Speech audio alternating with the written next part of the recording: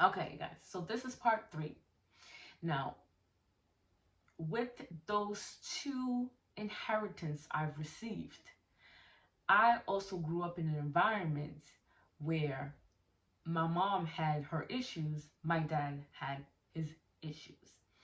And I also experienced molestation while I was growing up. Ongoing molestation, I would say, for like 3 to 5 years, or maybe 6 years. And because my way of responding to it was denial, and the environment in which I grew up was also very in denial of things that ever happened, I kind of just forget about it. I forgot about it. There's a term called amnesia, right? You have amnesia when you don't, that's a coping mechanism as to how you deal with traumatic events. So that's how I dealt with my traumatic event. So not only I had my dad's inheritance that was heavily, um, heavily rooted in this feeling or this sense of being unworthy to the point of carrying other people's burdens that I had to deal with.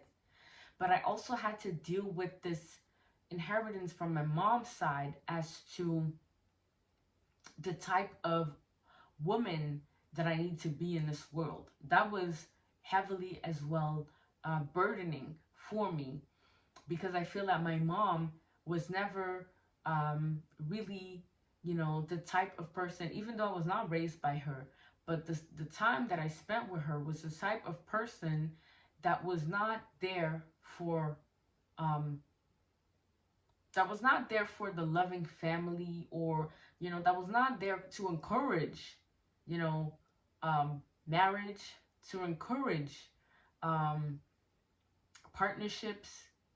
I feel that she was really much into, you know, attaining some form of wealth, right? Material wealth. And so I had to, when I was growing up, I had to come face to face to the type of demons I was dealing with. Not only on my dad's side, my mom's side, but also my own. Okay? And when you are in the process, and because I've always wanted to work on myself, I've always wanted to get to the root of why I was acting a certain way, why I was feeling so guilty when I was finding pleasure, or, when I was diving into pleasure. Why was I feeling shame? Why was I feeling humiliation? Why was I feeling a sense of unworthiness every time I felt like, I had to find some sort of validation from my external environment? Why did I felt like I was always overgiving, overdoing?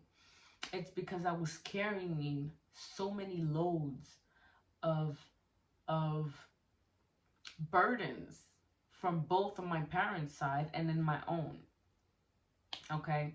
So that being said, because I was in the process of healing, okay, I've I've met the father of my children, with who I was in a very how do you say, unbalanced partnership. It was very imbalanced. And in that partnership, I've learned a lot about the things I did not want to experience ever again. I realized that in that partnership, I was not loving me. I was not fully embracing all parts of me. I was again holding up a mask as to how I need to carry myself, how I need to be in a partnership, how I need to, behave, how I need to do things. And it was never enough. It was never, it was just so much discordance, so much abuse, right? And I had called onto that. I had called onto asking for a partner that was going to help me heal, right? And sometimes when you are calling on things in the universe, you need to be a little little bit more specific, but because the universe um, will give you what you want, but it will give it to you in a way that you did not necessarily think that you would receive it, right? Like it's not going to come in a whole small package, all done and all wrapped up, ready to be unwrapped. You know, it's going to be layers of things. It's going to be reflections of what your own beliefs are of yourself that you need to heal, right? And so when I started doing my own healing, I had to transcend. I had to bring to the realization that I was hurt. I was carrying my dad's hurts and my mom's hurts. And in doing that, I was able, like all these hurts were able to come into my awareness. And I was also able to deal with the wounding of my own childhood trauma. So the amnesia lifted, right? And I was able to look at it and be like, oh my God, yes, I was I was going through my own thing, right? And because, you know, sometimes when you are in your healing process, right? You need to be ready. You need to be in a season of prepared and ready to face some things that, you know, if you're not mature enough, if you have not matured enough, it will be much more destructive than healing. But because I was doing a lot of work on myself, I was able to deal with that revelation of that childhood wounding when it came back into my conscious mind, when it came back into my memory. So the way I dealt with it was to realize all the hurts that had been passed down onto me. And I feel like that's one of the ways that we need to start looking at what it is, what is being passed down onto us as individuals from both our parents. You know, we can start looking at how our dad and our moms were, how were they responded, or how were they reactive or responding to various emotions. Were they emotionally available? If yes, how were they expressive of those emotions? What type of event they had to deal with when they were growing up, right? Um, did they go through a traumatic event when they were younger, right? Um, how did they deal with it is another indication of the type of gift or burden that is going to be that is going to be part of your heritage. So all of these things need to be questioned. We need to question our own, you know, our parents. If they're still alive, go ahead and have these discussions with your parents. And also, I would like to also note here that it's not all parents that are gonna be as well open to discuss about their own childhood, discuss about hurt, right? Some of our parents are limited.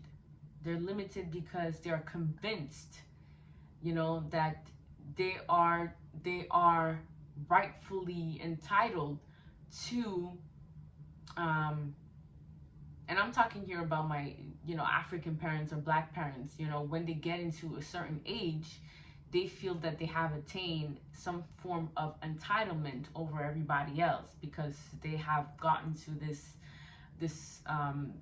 age of, you know, respect, right? And with that respect or that entitlement comes, you know, the notion that you cannot really question them, you cannot have discussions with them. So some parents are limited in that way. So you can't really, you know, you can't really get some form of truth. You can't really get some form of conversation or openness as to their own story, or, you know, the type of relationship or whatever have you they, or, you know, the type of emotional responses or the type of person that they actually were. Some are very much in denial, and you cannot get that much. But if you spend some time with your parents, or with your family in which you grew up with, you will find the dysfunctions. If you can look into your environment as to how you grew up, what were the things that you were forbidden to do? What were the things that would tick your parents? What were the things that you would get a beating if you ever talked about those things, or if you ever, if you ever did tell about something or someone? What were the things that your parents were very reactive about? Was it only when you would do something that, um, that would put you in trouble? I don't know, let's say like, dirtying the clean laundry, or, not carrying out the garbage to the garbage bin outside. Like, what were the things that would tick your parents off? How were they emotionally responsive to certain events or situations or circumstance? And that can tell you a lot about the type of parenting you received, or the type of heritage you received. And if you are about healing yourself and, doing better, becoming the greater version of yourself, you will find that you have all the tools to recognize the type of heritage or inheritance you received from both your parents. And when you do that, you'll be able to assess yourself. Assess yourself by saying, okay, I have certain traits from my dad. I feel that, I have certain responses that are more or less coming from my dad's side or from my mom's side. Or, how can I balance those things out? Where are these things coming from? Is it really for me to carry? Is that really a heritage that I want to carry on within myself, within myself for my children? If yes, good. If no, then you have to change that pattern, change that behavior. And then if it's not coming from your parents, then it's probably part of your own evolutionary journey, where you had some form of encounter or emotional event, or some form of circumstance that took place in your own childhood, as to where it led you to be emotionally, set a certain way, right? So I feel like, hopefully that brought a bit of clarity to you.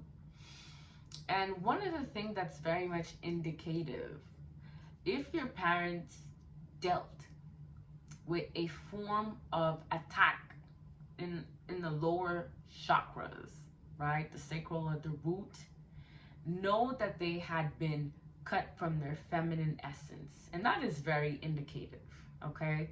If they've been cut or separated from their feminine essence, you know that you have inherited some form of separation that you need to heal when you are trying to heal yourself and coming into union with your feminine, right? Um, and you can ask your parents this, or you can probably, have the history or the know-how of how they grew up to find about those things, okay? Because again, if your parent has passed on to you some some form of trauma that they have not dealt with, and that is very important to say, if they have not dealt with, know that it has been passed down to you. Know that it has been passed down to you. But the good news is, with the information that I'm sharing today, you have a decision to make. What are you going to do with this information? Are you going to start diving a little deeper as to the type of environment in which you grew up, the type of inheritance that you've received from your parents? And one of the things I also want to say, the value, the self-belief that your parents had about themselves has been passed down onto you. So, meaning, if your parent grew up with strong values as what it is to be a father. You know, if they take pride in being a father, if they're very you know, they have a certain way of, you know, they hold on strong values as to who they think they are, that is going to be reflective as well in the type of environment in which you grew up upon. And that's going to be, there are going to be some traits you're gonna figure that out, right? So the type of belief that your parents had about themselves, not about others, about themselves, will tell a lot about the type of you inheritance you received. Okay? And then, because we're coming into these times of healing, of transcending, of transmuting trauma, of getting back within our feminine essence and our masculine essence within self, we need to as well get clear that we do not have to take all our parents' inheritance or heritage. We do not need to take it on, because as we are being more responsible, we are being more aware of the type of life we want to live, we can choose to cut ties with certain patterns by changing the way you feel and think and know about your own self. You do not need to take on your parents' your parents' belief of self. That's what we call being a generational curse breaker. And I'm one of them. So on that note, you guys, I hope this message helped you. Take care of your minds, your hearts, and your whole being. Until next time.